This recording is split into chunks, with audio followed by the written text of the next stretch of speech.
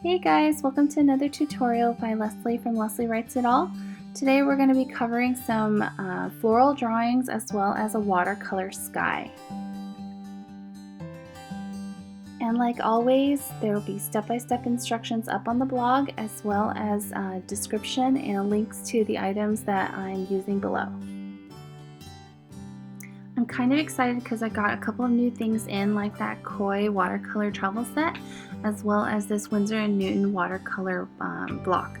It's going to be a cold press 140-pound block paper, and I chose to use the block watercolor paper in this case because we will be painting a watercolor sky, which is going to require a lot of water, and that means that paper will tend to warp. So if you have a block that is glued down on all edges, it'll actually keep your paper pretty flat. Right now I'm using painter's tape to tape down the edges because I want a really clean and crisp edge to all our painting and the drawing. Okay, but before we get into the actual painting and drawing, I'm going to be going over a couple of things like which pens I'm using and then also how I draw a basic flower that we're going to be using for this piece. So today I chose to use two pens, both by Sakura. One is the Pigma Graphic 1 and the other is the Pigma Micron in 05. So as you can tell, they're different size tip pens and they're going to draw different thickness lines. I use the thicker graphic pen to kind of draw mostly the outline, and then I use thinner micron pen to draw some of the finer details. I like to mix it up. It makes the drawing a little bit more interesting to have different size of lines in there. So begin by drawing the stem and then the center petal, and then I draw two other petals on the side. Then I use the smaller pen to kind of draw in a couple of the wavy lines that would be the veins of the petal. After that, you're just going to go ahead and fill it in with some filler leaves. I wait to do this at the end to kind of see how much space I want to be filled up, and then I basically just outline the leaf shape and then put a little bit of detail on the inside as well. So we're going to begin by drawing a ton of these shapes of flowers all over the bottom. You want them to overlap and kind of fill in the bottom so that we will have a base to paint over. If you don't have the flowers overlapping, then it creates kind of a weird gap where you're not sure where the sky would end. So I kind of have them overlapping and touching so that it fills up all that space. So you'll see that I draw one in there to fill that up. We're going to speed this up a little bit, but basically just alternate the direction of the flowers. Like I said, use the filler leaves to kind of take up more space where it looks a little bit more empty. I also have a little tutorial guide for you guys. It's a downloadable PDF to kind of get you started on drawing these flowers. So if you need extra help, you can go ahead and find that in the freebies section, or there'll be a link on my blog post. That downloadable PDF will have a step-by-step instruction on how to draw the flowers, but also a few of these leaves as well. So now I'm going to be switching over to my Micron 05 and basically just giving the flowers and the leaves a little bit more detailing. I love monochromatic black and white drawings, but of course we're going to spice it up a little bit with some watercoloring once we're done here. Just go ahead and continue to add some finer details. I think it makes the piece more interesting to look at, to see the different lines. I also make sure that the lines aren't that straight. I think it looks really pretty as a wavy thing.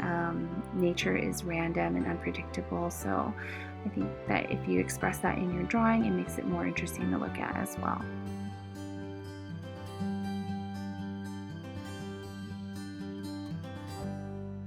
And now just the last step of the floral drawing part is to fill in any extra space that you think needs a little bit more attention. So I just drew a couple more extra leaves for the flowers and then some leaves coming up from the ground as well. So like I said, I got some new things in, and this Koi watercolor set by Sakura is one of them.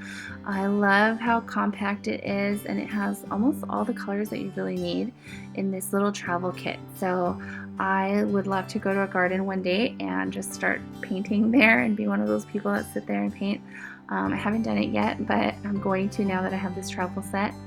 It comes with a watercolor brush that I'm not going to be using today because we need to cover a pretty large area on the paper, so I'll be using a much larger brush than what comes with it. But if you notice, it comes with these little sponges on the side, and that's for you to kind of wipe off excess water too, which is kind of neat for travel. The water brush is also where you would store your water so that you wouldn't have to bring like a little cup of water with you if you didn't want to.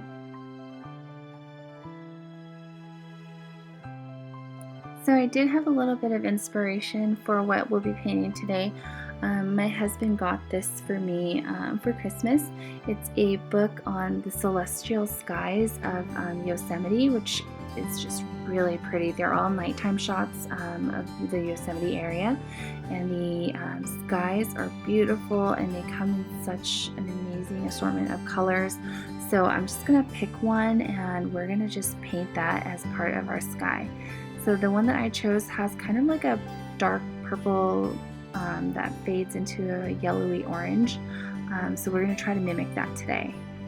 So I actually began by wetting the whole paper with some plain water. I used a 12 round brush, a watercolor brush here.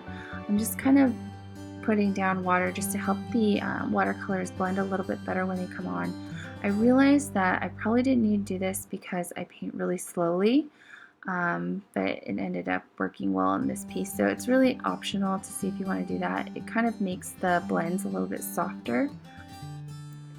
Okay, and since I began by swatching the colors, I kind of have an idea of what they'll look like on the paper. When you have watercolors in the pan, the colors don't always come out how you imagine. So I recommend always swatching beforehand. That way you have a color reference. I'm starting here with a little bit of the yellow ochre, and I'm mixing it with a little bit of the permanent orange to get that really light color. With galaxy or sky painting, you do have to build up color a little bit. So I'm just going to do the first layer, but we are going to have to go back and add a little bit more after that.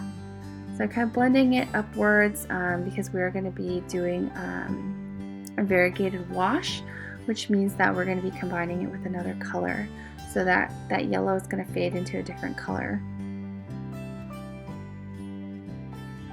Once you get to the halfway point with your yellow wash, you can go ahead and start adding the top portion of the sky, which is going to be that darker purple color.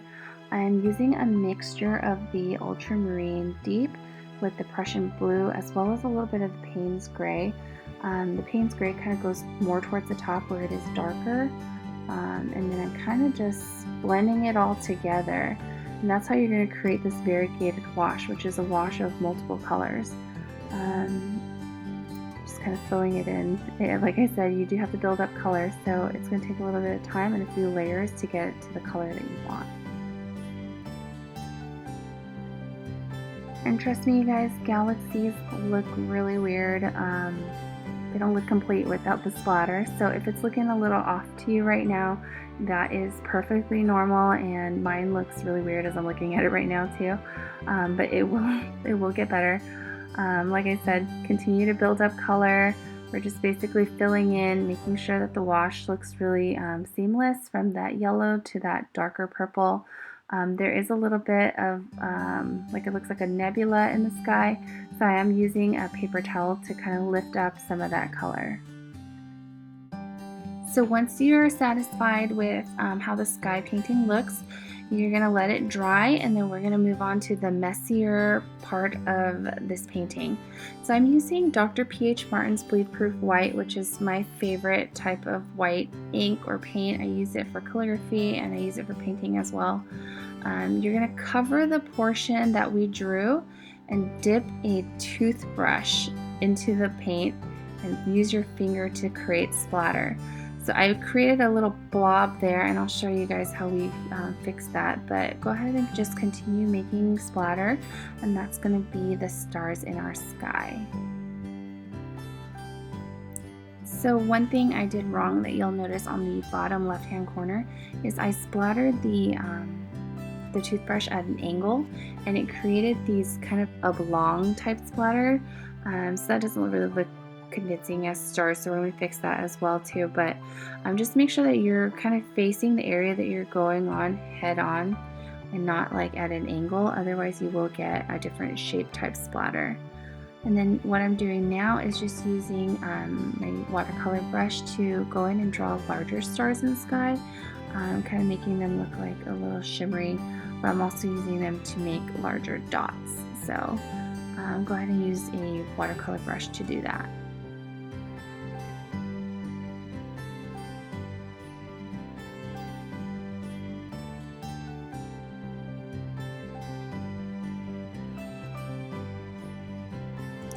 Alright, so now to fix some of those weird spots that I did earlier, when the ink is semi-dry, you're just going to go ahead and use a watercolor brush that's dry, completely dry, to smudge it out a little bit.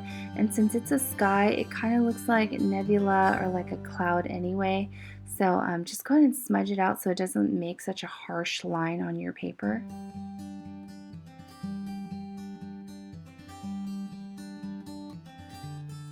So I also have these jelly rolls, which I think is a little bit easier than using a watercolor brush to draw in different shapes of stars. So you can use them to add in larger dots as well, but I kind of use it to add those stars with a little bit of twinkle in them, and I'll show you what I mean.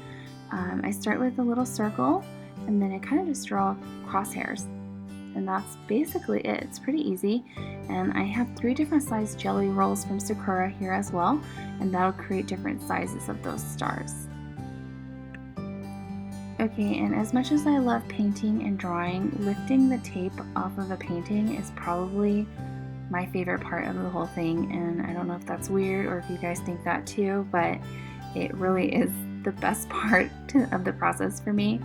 But I did notice that there is a little spot on the upper left-hand corner where the tape probably lifted off a little bit, and I'll show you guys a little trick to kind of evening that out a little bit. But since everything is dry, I used a bone folder to separate the top sheet from the block of watercolor paper. So I want to go over with you, I guess, a recap of the supplies we used. I have the Sakura Koi Watercolor set that comes in the 24 pack. I used the 3 different size Gelly Roll Jelly Roll Pens, and then the 2 Sakura Micron and Graphic pen. I also used a size 10 and 12 Princeton watercolor brush, and of course I used the Dr. P.H. Martin bleed-proof white for the splatter. And I also can't forget that I have a travel toothbrush that I take from hotel rooms, so I use that as well, and that's how I get my collection of toothbrushes for these projects. Okay, so I thought we'd be done, but that little corner is really bugging me, so I'm going to show you guys how to lift color out of paper. So I have a smaller painter's tape. I'm just going to use that to create a straight edge, and that's going to help us guide us in making sure that we follow that straight edge from the previous tape. Okay, so now all we're going to do is use a brush dipped in plain, clean water, and we're going to use that to lift out the color.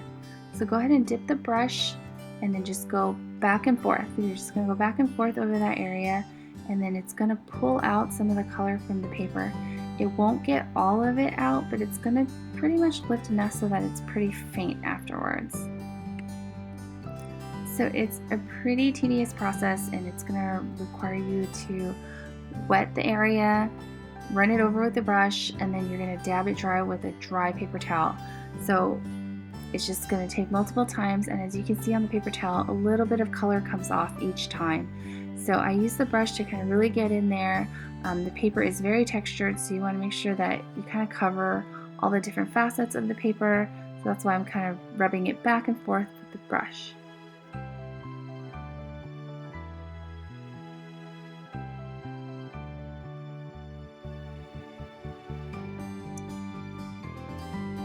Slowly though, you will see that the color is fading pretty significantly, so it's kind of like just a shadow that's remaining.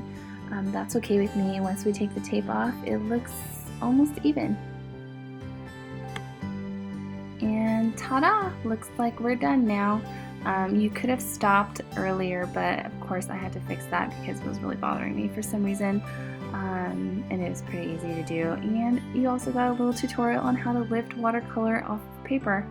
But that's pretty much it, you guys, for this tutorial. I hope you learned something new. Like I said, watercolor galaxies are really fun. They look a little weird, but they're really fun to do. So I hope you guys enjoyed it. Thanks again for tuning in. This is Leslie from Leslie Writes It All.